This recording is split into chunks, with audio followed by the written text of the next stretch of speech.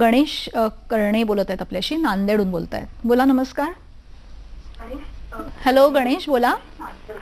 हा मॅडम, माझा एक प्रश्न असा आहे. हा.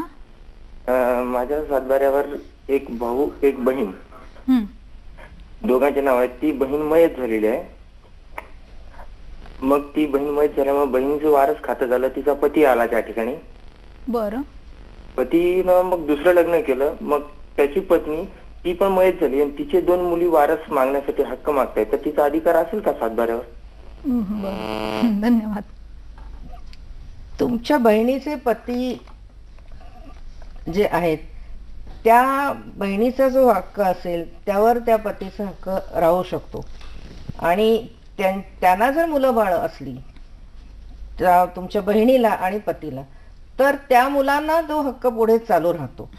दुसऱ्या लग्नातल्या स्त्रीच्या मुलांना तो हक्क लागू होईलच असं नाही, हे कोर्टातनं ठरवावं लागेल. बरं, म्हणजे जर त्यांच्या बहिणी, सख्ख्या बहिणीला जर मुलं असतील, जर नसतील तर फक्त नवऱ्याचा हक्क राहू शकतो. पण त्या नवऱ्याचा आहे म्हणून मग त्यांच्या दुसऱ्या पत्नीचा नाही, तसा तो राहत नाही. मग ते कोर्टात दावा दाखल झाला तर ते त्यांना सिद्ध करावं लागेल की कशा प्रकारे वगैरे, पण तसा तो हक्क नाही राहणार माझ्या मते. बरं.